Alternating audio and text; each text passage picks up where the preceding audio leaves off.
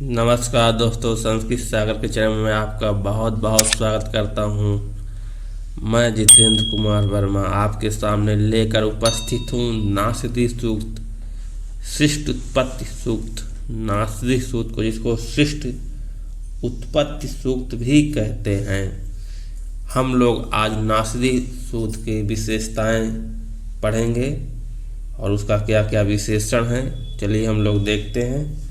तो नासदी सूक्त जो है, जिसको हम शिष्ट उत्पत्ति सूक्त भी कहते हैं, इसमें कुल मंत्र 7 हैं। आपसे पूछा जा सकता है, बहुत ही इम्पोर्टेंट है। मंडल कितने हैं? 10। ऋषि कौन सा है? परमेष्ठी प्रजापति। देवता क्या नाम है? पूछा जा सकता है कि देवता कि नासदी सूक्त के देवता कौन है। तो आप लोग क्या बताएंगे?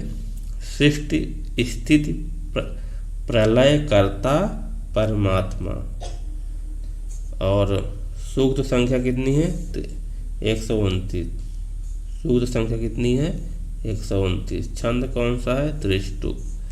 तो बहुत ही इम्पोर्टेंट है, आप लोग इसको एक बार अच्छे से देख लीजिए। नासदी सूक्त शिष्ट उत्पत्ति सूक्त भी कहते हैं। कुल मंत्र 7 है, मंडल 10 है, ऋषि परमेष्ठी प्रजापति है, देवता शिष्ट स्थित प्रलय करता परमात्मा है, सूक्त 129 है, छंद त्रिष्टुप है। विशेषण इसके क्या क्या हैं?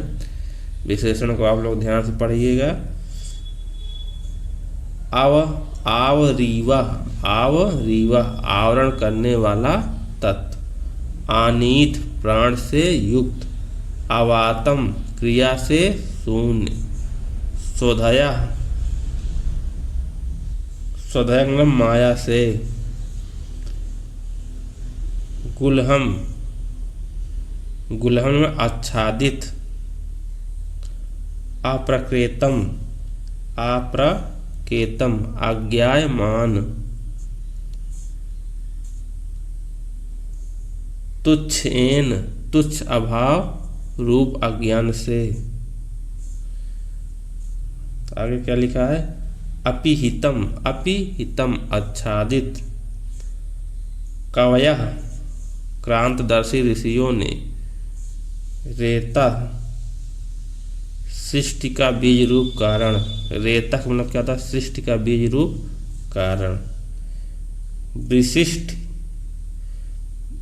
विविध प्रकार की सृष्टि। विशिष्ट का मतलब क्या होता है? विविध प्रकार की सृष्टि। परमे व्योमन, परमे व्योमन उत्कृष्ट सत्य स्वरूप आकाश के सदृश अपने प्रकाश में या स्वरूप में। उत्कृष्ट सत्य रूप आकाश के सदृश अपने प्रकाश में या स्वरूप में। अब विशेष क्या है देख लेते हैं। नासदी सूक्त ऋग्वेदी ऋषियों की अलौकिक दार्शनिक चिंतन धारा का मौलिक परिचायक है। तो नासदी सूक्त क्या है? ऋग्वेद ऋषियों की अलौकिक दार्शनिक चिंतन धारा का मौलिक परिचायक है। नासत, नासत से आरंभ होने के कारण इस सूक्त को नासदी कहते हैं। इस सूक्त में शिष्ट की उत्पत्ति से पूर्व की स्थिति का वर्णन करते हुए कहा गया है कि इस सूक्त में क्या है कि शिष्ट जब उत्पत्ति के पूर्व में क्या कहा गया उसके बारे में बता रहे हैं। उत्पत्ति जब, यानी कि धरती जब थी ही नहीं, सृष्टि जब था ही नहीं, तो क्या था पहले? उस समय ना तो असत था, ना सत था, ना रात्रि थी, ना दिन था।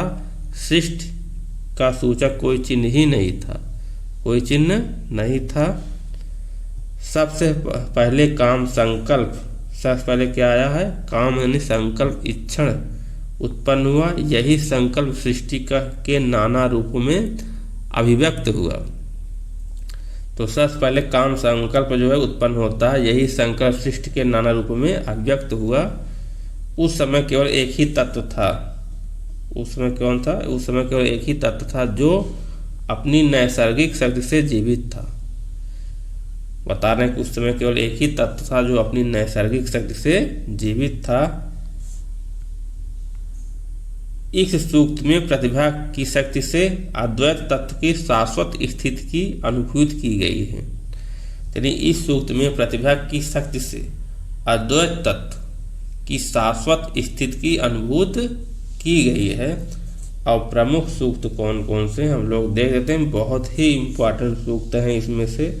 अगर इसमें से सूक्त पूछा जाएगा तो मेरा अनुमान है कि यहीं से ही सूक्त आएगा जो हमने इसमें आपको बता रखा है। तो चलिए देखते हैं पहला सूक्त, आप लोग इसको पढ़ लीजिएगा। आनीद वातम स्वधया तदेकम तस्माद् द्वान्यत परः किंच नाश। दूसरा है को अध्वा वेद काह इव प्रा ओचत कुत अजाता कुता इयम विशिष्टि। तीसरा है योम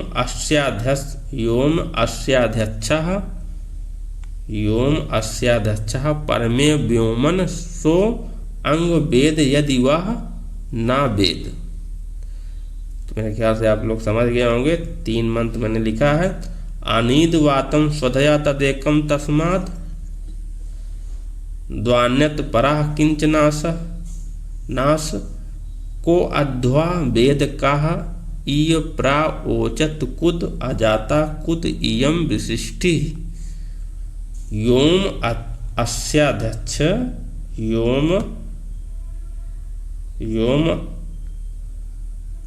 अस्याध्यक्षः परमे व्योमन सो अंग वेद यदि वह न वेद। तो आप लोग को ये वीडियो कैसा लगा? Thank you for watching. आपको कैसा लगा? इस चैनल को प्लीज़ लाइक शेयर और सब्सक्राइब करना ना भूलें। आपका दिन शुभ हो। मिलते हैं अगले वीडियो में, तब तक के लिए आपको बहुत बहुत नमस्कार।